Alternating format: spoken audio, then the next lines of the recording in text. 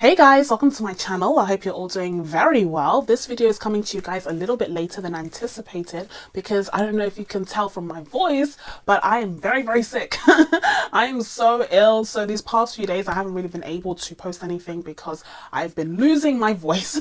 Yay, so much fun. But today I had a little bit more energy, so I thought I would bring you guys the videos that I was intending on filming earlier. So with that being said, I just watched Small Axe Red, White and Blue.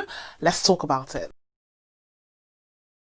So Red, White and Blue is the third installment into Steve McQueen's limited anthology series that is comprised of 5 films that center around the lives of those from the Caribbean who lived in the UK throughout 1960 and the 1980s. Now this episode is centered around the character of Leroy Logan, who was a real-life man who joined the police force during this period. And he joined in order to make institutional changes to the London Met Police so that they could improve upon their relations with the minority communities in London, and in particular the black community in London. Now this was particularly necessary because during this time there was rampant racism and rampant racial discrimination. Of course, black people were constantly being targeted for stop and searches, for raids, as we saw in episode 1. It was a huge issue. The interaction that this community had with the police was so fraught with violence and with a disregard for people's health and safety and regular procedure,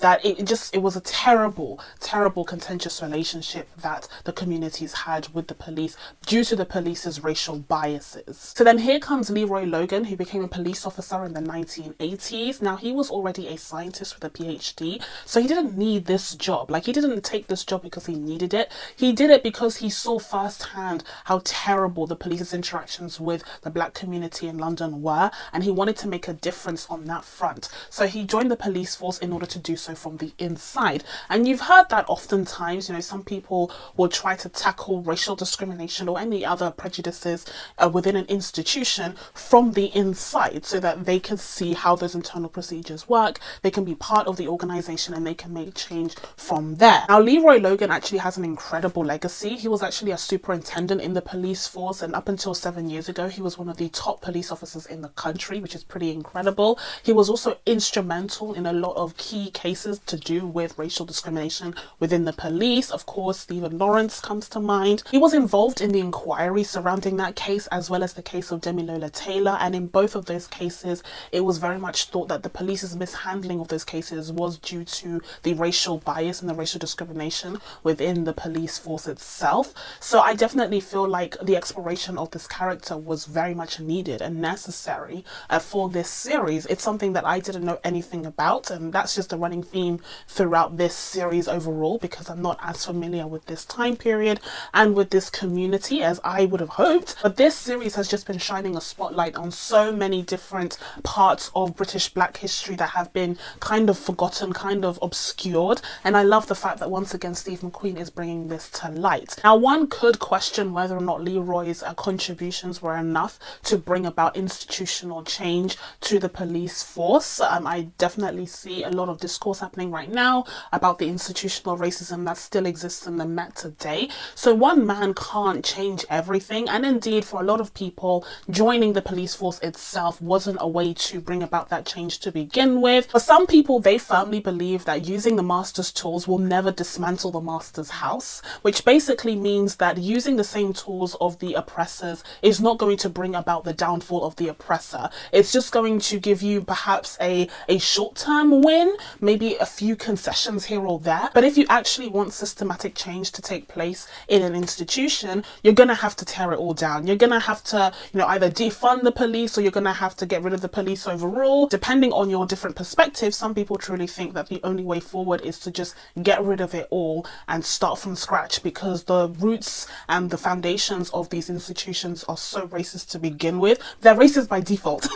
Like, a lot of the institutions in the UK are just racist by default. And for some people, it's not enough to just join those institutions, because you're never going to get that long-term goal. You have to dismantle them entirely in order to start from scratch. And I think that's a very interesting take on things. But here we're dealing with someone who very much took part in this institution and trying to change it from the inside. And whether or not he was as effective as he could have been, that's not really debated here, because we mostly focus on his earlier days in the force. But I think it's something interesting to add to the discussion when we're dealing with a person like this. But I would argue that another great saying that very much applies here is the saying, pioneering is dangerous. Now, this isn't actually a common saying, apparently. I tried to Google it and all that came up was Lovecraft Country, and that's where I got it from. It was at the beginning of an episode of Lovecraft Country, and it was dealing with the idea that being the first one, you know, being a pioneer in anything that you do is going to be dangerous, especially when you're dealing with things of, you know, the race relations nature. And that's exactly what we're dealing with here, because in this episode we see just how dangerous, we see just how much of a risk and how tragic and lonely and painful and hard it really was for Leroy to join the police force during this time when everyone was against him. Truly everyone was against him, having to deal with a racist force, knowing that these are the people who are supposed to back you up during your time of need when you're doing your job. I can't even imagine. And I think this episode or this film did such a great job of truly just showing us the loneliness that Leroy must have experienced as the only black person within his vicinity in this job. Now, he did have a comrade, he did have a friend in an Asian police officer, and they were able to find a connection based on being the others, based on not being the default setting of a white male or female police officer. But it was still really hard for them, as just the only two who weren't white, to be a part of that force. It was just so toxic. It was a horrible environment for them that kind of suffocated them.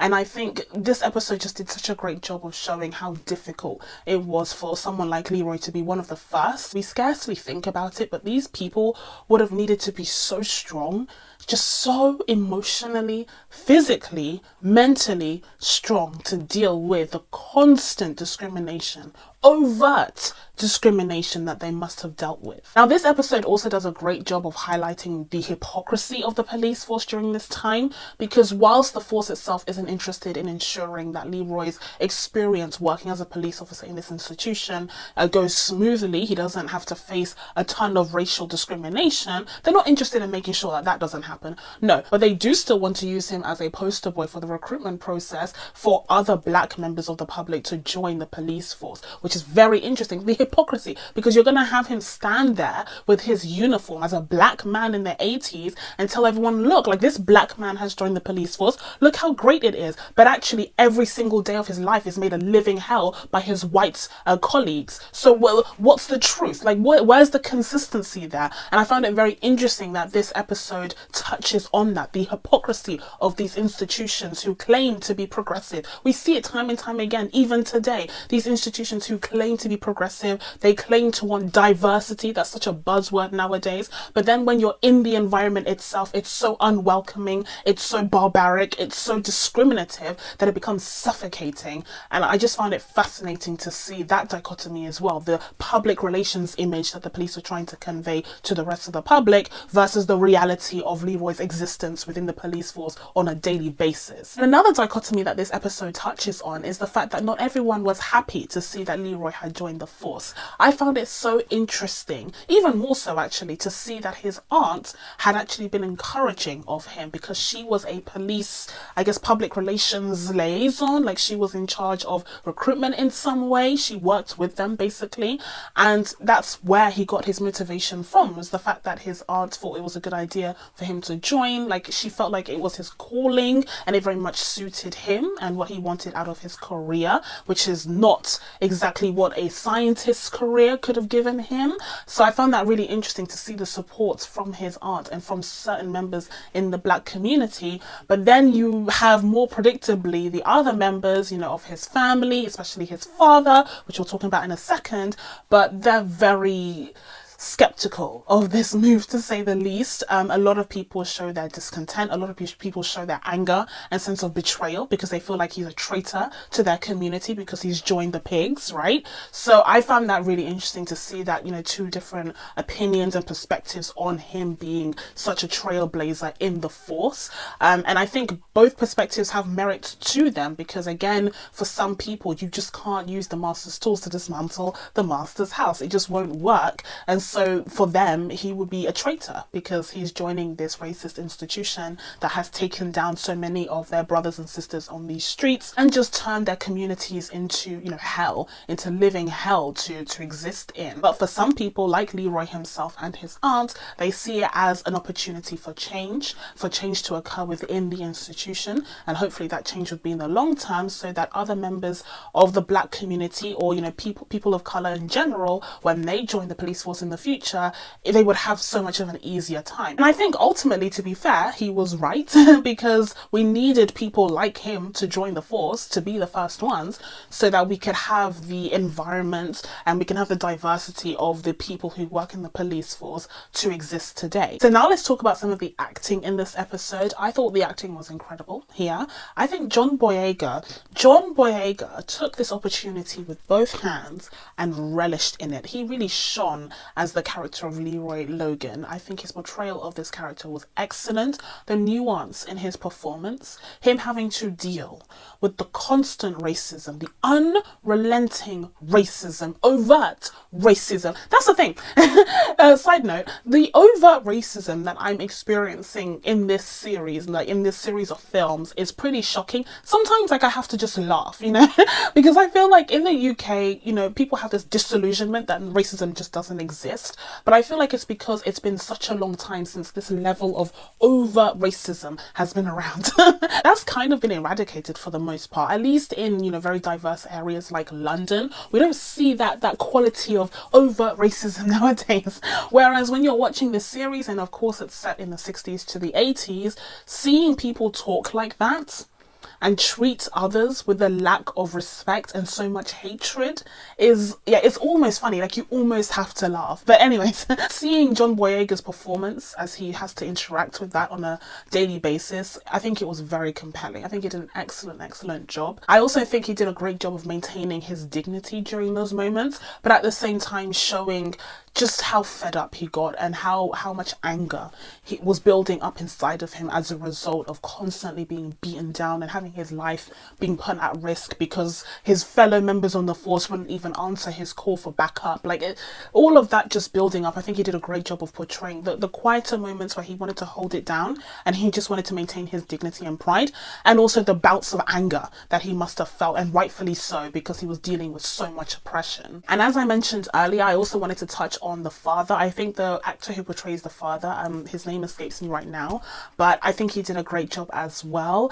I really loved this particular scene where his father is dropping him off at the police academy, and you just get the shot shown through the window of the car itself. Like, the camera doesn't leave the car, but the father offers to drive him there, and then they arrive there and you just see them hug and you just see them, you know, say goodbye to one another. And it's just such a touching moment because up until that point, his father has been, you know, very upset and very angry and felt very betrayed by Leroy's decision to join the police force, because he himself was aggressed by the police. He was attacked by the police through stop and search, and so his relationship with the police is incredibly antagonistic. And in fact, at this point in time, he has an ongoing case in the film, so he had an incredibly negative view and experience with the police. So to see that his son wanted to join the force did feel like a huge betrayal to him. But the fact that ultimately he decided to support his son and he decided to see things from his perspective and actually take him to the police academy, I thought was an incredibly touching scene, an incredibly touching moment. And I liked the way that Steve McQueen shot that moment, again, through the car window itself, just to show you that connection, that bonding moment that they had. I also very much enjoyed the performance of the actor who portrays the Indian police officer. officer. I think he was also really great. He also had to deal with all of this, oppression and discrimination at work by his white counterparts. And I was particularly annoyed. When in one scene he's talking to other Indian, members of the public, and he's speaking in Urdu, and he's trying to get their explanation of what happened to their establishment. It seems as though someone has tagged it and they've written some racist material on there, and he's trying to get to the bottom of things. But his white colleague goes up to him and he says, I think it's better if you speak English, like you're representing the Met, you should be speaking English. What nonsense, what lack of what lack of brain cell activity is this? He's speaking to them in Urdu. Like the fact that he can speak more than one language is a talent. This is a boon to your establishment. Why would you want everyone to just be able to speak one language when you know that we're dealing with a multicultural community? That makes no goddamn sense. I got so angry. During this scene, because it just showed the backwards thinking, the small-mindedness, the lack of brain cells going on in some of these people because they were so blinded by hatred and by racism. Anyway, so love the performance of that actor who portrayed that police officer, because when he snapped, like, I just felt sad. I felt so sad for both of them, because also in the case for Leroy, he'd lost that one person who he had a connection with, who he could, identify with, in terms of they were both suffering from that racism as part of that institution. So when he left, it was just really sad. And it also was really sad for the Asian police officer himself, because it felt like he'd just given up and he was the only light under the tunnel for Leroy. So to see him give up, it didn't look good for Leroy himself. And in fact, he did almost give up, but luckily he didn't. He saw it through. And I'm just glad that this ultimately had a happily ever after. Although I will say, just aside from the performances, now dealing with the film overall, once again, I wish we would have gotten more wider context for this episode, because as I said in my review of the first episode of Small Axe, Mangrove, I wish Steve McQueen had given us a little bit more of an explanation of the world that he was throwing us in the middle of, because I would have liked to see a little bit more text, a little bit more exposition, something to explain to us exactly, what world we are diving into. I wanted more of an explanation of Leroy's role in the police force. Oftentimes you'd see something like this at the end of the episode. You would see a little bit of text explaining, like, he went on to be super influential in the police force and he did this and this. That never came, to the point where I almost thought that this was a fictional character. And it's only when I did the research afterwards that I realized that this was a real life man. So to have none of his accomplishments at the end of this episode was quite bizarre to me. And I'd said as much in the first episode of, this series, that we need a little bit more wider context. We need a little bit more education outside of the episodes themselves, because that is presumably what Steve McQueen is trying to do. He's trying to highlight these elements of Black British history that have been forgotten. And how can you do that if you don't give people more of an explanation of what was explored? Now, I understand why that wasn't done in last week's film, because Lovers Rock was the only film that wasn't based on a true story strictly for this series. But for these other episodes, I do expect there to be some more of an explanation of what was tackled here on screen, so that people can actually go away with some information, knowing that this was factual, and perhaps even do some more further research, because they've opened up, a whole new perspective of Black British history that they didn't know about. And another issue that I would say I had with this film is that Steve McQueen at this point, clearly he's very good at getting great performances out of his leads. I think that was definitely the case for Mangrove, and particularly with John Boyega here. I think he was absolutely phenomenal. But I will say that I am slightly disappointed by the film quality of these films. I think, in this day and age, when you have such premium quality television, like we've been talking about how this is like a golden era for TV for a long time now, for about a decade now. So we're definitely in the trenches of this golden era, and let me tell you, some of these TV series are like film cinema worthy. And so to see a director like Steve McQueen, this incredibly highly regarded director, produce films that are ultimately going to end up on the small screen, I expected something a little bit more cinematic. I don't know about you guys, but I really was looking forward to seeing what that cinematic quality to his films could bring on the small screen. Like, I was looking forward to seeing what he could do with this medium, but with the same level of scope, with the same level of cinema, quality, just on the small screen. But I feel like these films feel like TV movies. They don't feel like, you know, films that could have ended up with a theatrical release that just happened to stumble across, you know, the streaming platforms. I mean, if you think about it, we're literally going to get the release of Mank in a couple of days, and that's a David Fincher film that could easily have ended up with a wide theatrical release, and that's just going to be dropped on Netflix in a couple of days. That's the kind of level that I would expect from Steve McQueen, is that his films would feel very theatrical, but instead these haven't quite been, it hasn't quite reached that level. It doesn't have that spice, as I often say. I would say so far Mangrove continues to be my favourite of the three films. Last week's film was quite controversial, surprisingly so. A lot of you guys are upset with me because you thought that last week's film was nowhere near as accurate in its depiction of the parties that would have taken place during this time in the community. So a lot of people had qualms with last week's episode, surprisingly so. My biggest qualm was that it was quite boring at times, but actually you raised some really excellent points. And I think overall, I don't know, like as we're reaching the latter half of this series, I'm not sure if this is quite meeting my expectations for what I thought Steve McQueen's streaming series or anthology made up of 5 films would look like. But I did enjoy this episode still, nonetheless. And like I've been doing in the past 2 reviews, I am going to be giving this film overall a rating because it is technically a film in its own right. So with all of that being said, I'm going to be giving Red, White and Blue a 7 out of 10.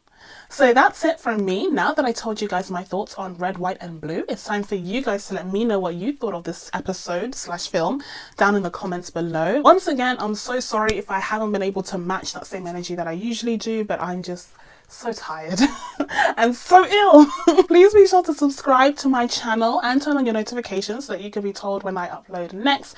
Thank you guys so much for watching. I really appreciate it, and I'll see you in the next one. Bye.